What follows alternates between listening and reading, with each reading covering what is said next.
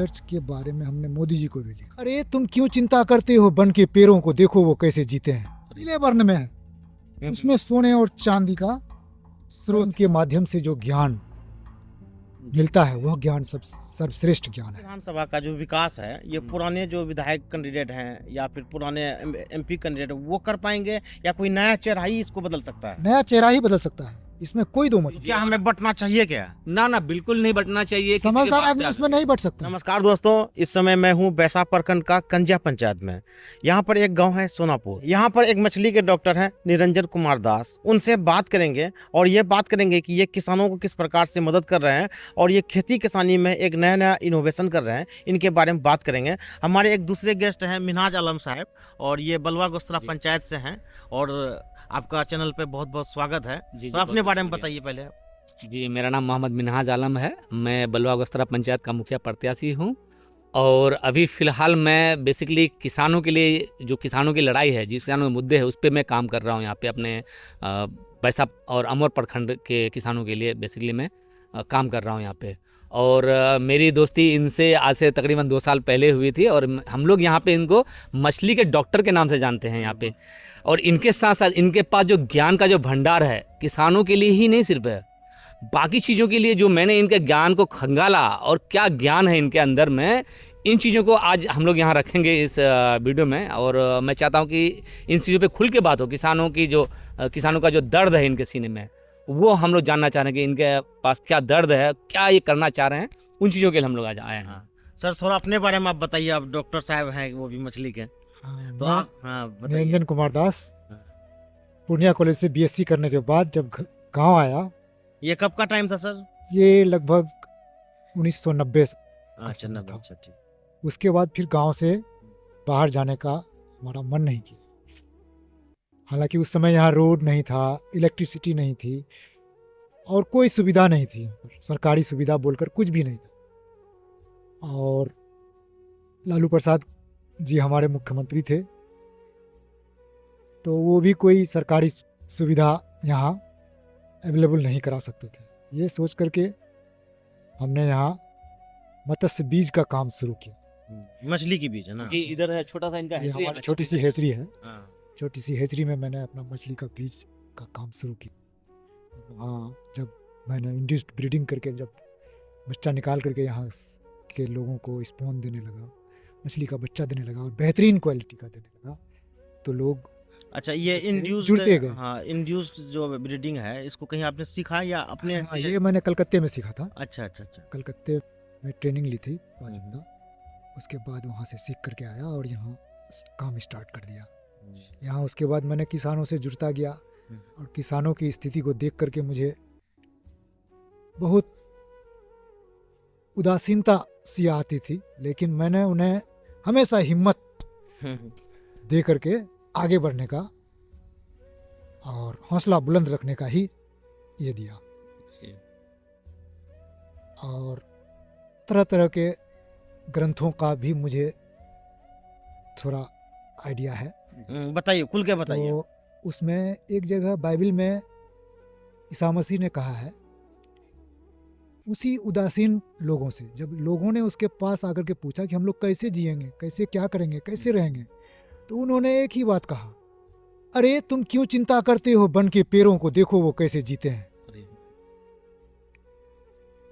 मैंने ये सारी बातें किसानों को यहाँ के बताई, तो फिर किसान लोग थोड़ा हमसे और जुड़ने लगे। तो फिर मैंने एक दिन उसे कहा कि देखो, सुबह उठते हो, सब कोई जो मिलता है बासी भोजन खा करके चले जाते हो, खेत में आ करके काम करते हो, काम करते करते जब थक जाते हो तो घर जाते हो, तब फिर नाश्ता वगैरह कर का सूखा। इतना प्रेम करते हो तुम अपने खेतों से, अपने पौधों से, अपने पालतू पशुओं से, तो अपने परिवार से तो कितना करते होगे, ये सोच लो कि तुमसे बड़ा प्रेमी कौन है। और यही बात तो स्वामी रामकृष्ण परमहंस ने स्वामी विवेकानंद से कहा था कि देखो, अगर तुम्हारे पास बहुत दौलत है तो भी तुम कुछ नहीं कर सकते हो, अगर बहुत विद्या है फिर भी तुम कुछ नहीं कर सकते हो, अगर बहुत शक्ति है फिर भी तुम कुछ नहीं कर सकते हो, लेकिन अगर थोड़ा सा प्रेम है तो तुम पूरी दुनिया को जीत सकते हो। चलिए, बहुत अच्छा। ये सारी बातें बहुत बड़ी बात कर दिया। जब लोगों के सामने प्रकट हुआ तो लोग जुटते गए हमसे, और अब जाकर हमको यहाँ इलेक्ट्रिसिटी मिली है। तो अब जाकर हम लोग यहाँ हेचरी का विकास पे जुटे हुए हैं। अब देखिए कब तक हो सकता है।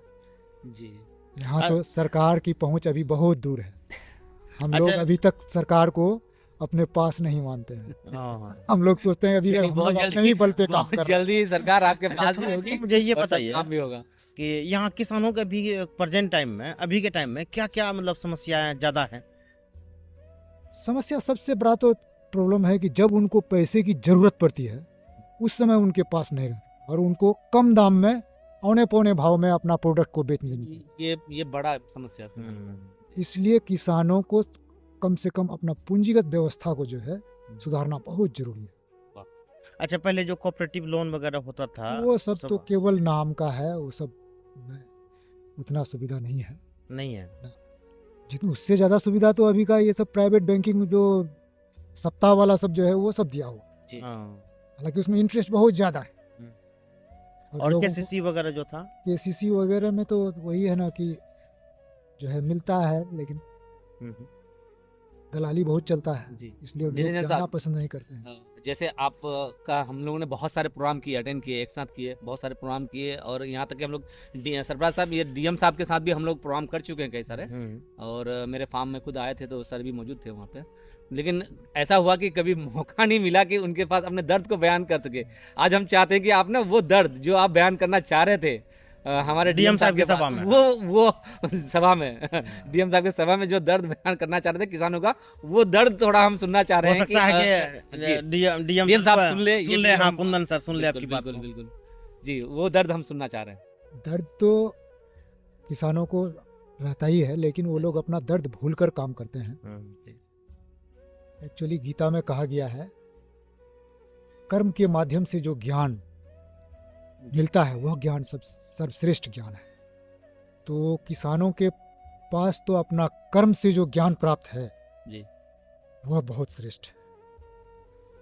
सरकार से उसे कुछ मिले या न मिले उसकी वो परवाह नहीं करती। सरकार को चाहिए कि नॉन गवर्नमेंट इंस्टीट्यूशन में भी कुछ ध्यान दे और खर्च करे। बेशक उसका आधा भी अगर नॉन गवर्नमेंट इंस्टीट्यूशन में खर्च करेंगे ना, तो देश की स्थिति बदल जाएगी, बेशक बिहार की स्थिति बदल जाएगी।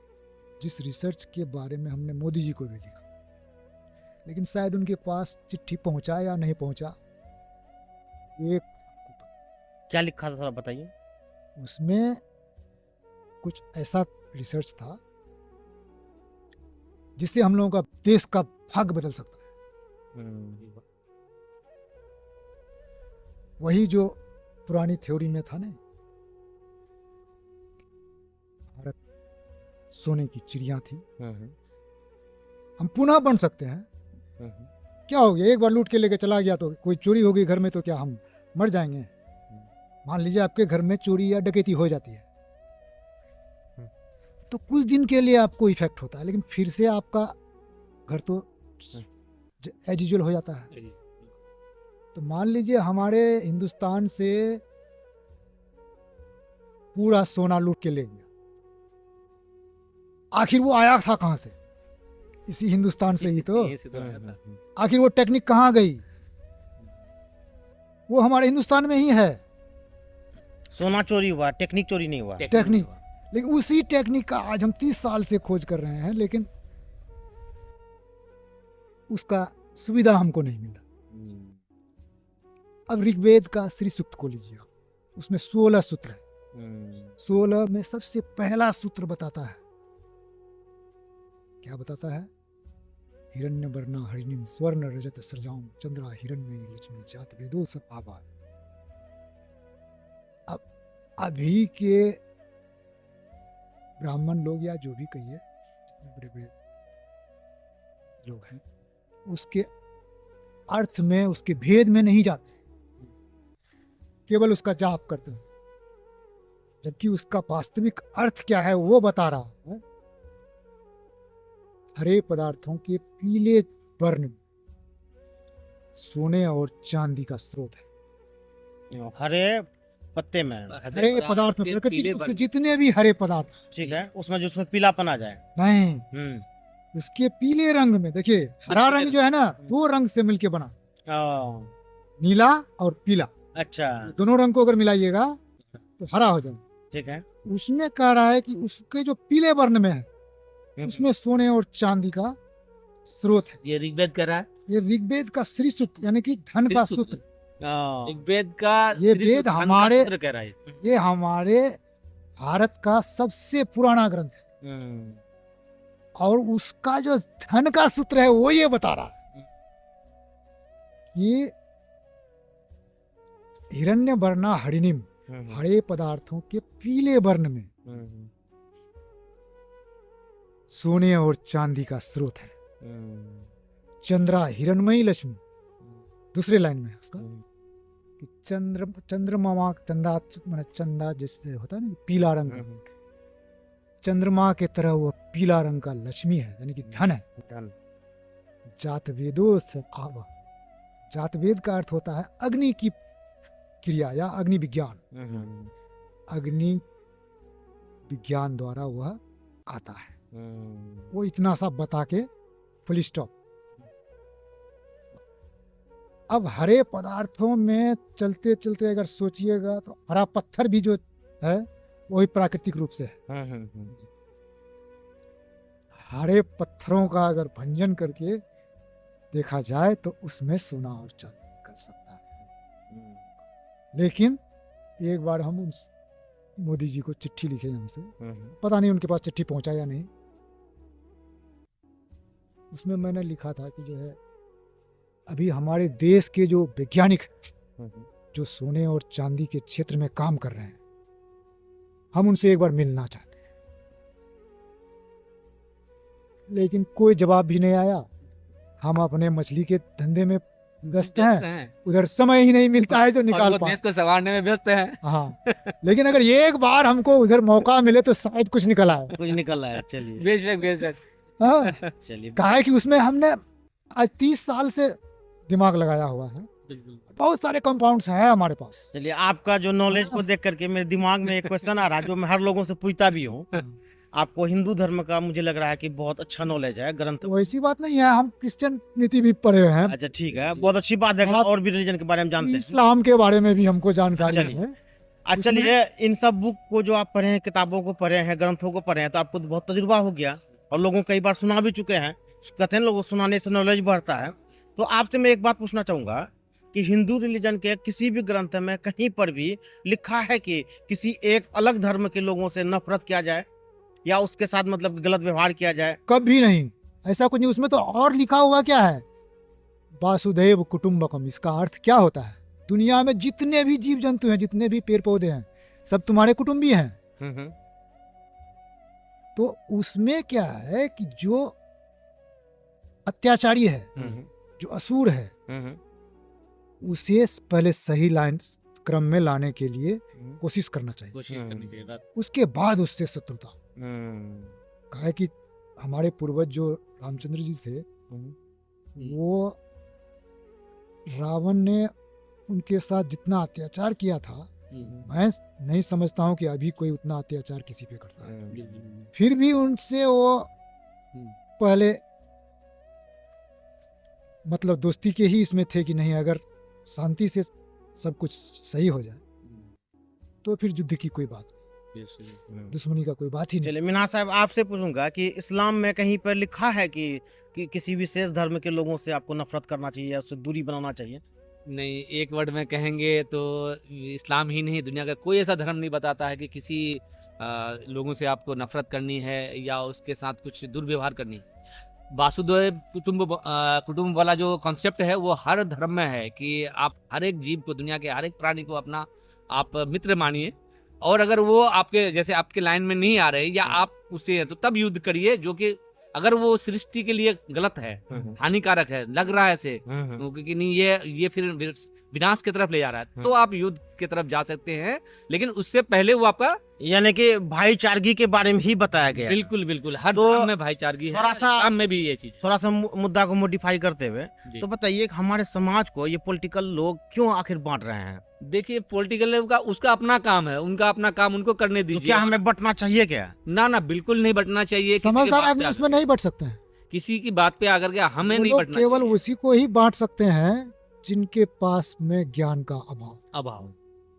बताइए अब ये ज्ञान बस का यही। अभाव आप किसके पास है, ये हम उधर नहीं जाना चाह रहे हैं, लेकिन हम लोग प्रयास कर रहे हैं कि लोग एक रहे, देश के बारे में सोचे, देश के दुनिया हित के में बारे काम में, करे, केवल दुनिया के देश बारे में क्या, सोचे। पूरी दुनिया में जहाँ भी जाइए बिल्कुल आप। बिल्कुल, पहले देश फिर दुनिया के बारे में भी सोचे वो, और अच्छा से अच्छा करे, नाम हो, हमारा नाम हो। तो बोल ही देश दिए कि भारत का अगर नाम हो, आपके पास थोड़ा सा भी प्रेम है तो आप पूरी दुनिया को जीत सकते हैं। जीत सकते हैं। पहली बात में ही ये रामकृष्ण चीज़ आए। परमहंस कब का कह चुके हैं। मछली का आप डॉक्टर हैं तो समाज के भी डॉक्टर होंगे। तो ये बताइए, अमोर विधानसभा का जो विकास है, ये पुराने जो विधायक कैंडिडेट हैं या फिर पुराने एमपी कैंडिडेट वो कर पाएंगे, या कोई नया चेहरा ही इसको बदल सकता है? नया चेहरा ही बदल सकता है, इसमें कोई दो मत नहीं। क्योंकि पुराने लोगों के पास में वो शक्ति है ही नहीं, बदलने की शक्ति, ना ही उतना ज्ञान है। वो लोग वो पुराने इसको ही ढांचे को लेकर के घसीट रहे हैं, जबकि जमाना बदल चुका, जबकि आईटी का दौर जमाना आ चुका बदल चुका है, विज्ञान का दौर है। ज्ञान का दौर है, सुविधा हो गई है। अब सरकार जो है हर जगह बिजली, रोड, पानी वगैरह ये सब का सुविधा हो गया है। अब लोगों को शहर और गांव में कोई अंतर नहीं बुझाता है, बल्कि वही कहता है, समाज में अगर क्रांति लाना हो हाँ, तो सत्ता युवा को दो, युवाओं को अब जो है वो सब पुरानी माने विचारधारा को लेकर के चलने से कुछ नहीं होने वाला है। और चलिए, बातचीत करने के लिए बहुत बहुत शुक्रिया। आप लोगों ने यहाँ तक वीडियो देखा, ये बहुत बड़ी बात है। चलिए, डॉक्टर साहब से कोई भी आपको सलाह मशवरा लेना हो तो आप आ सकते हैं। इनके पंचायत कंजिया सोनापुर गांव से हैं, और मिनहाज आलम साहब को तो आप बहुत जानते हैं, पॉपुलर आदमी हैं। जी, ठीक है, तो इनसे भी आप वार्तालाप कर सकते हैं। चलिए, बहुत बहुत हाँ। शुक्रिया। बड़ा हेचरी देख लीजिए हमारा। मछली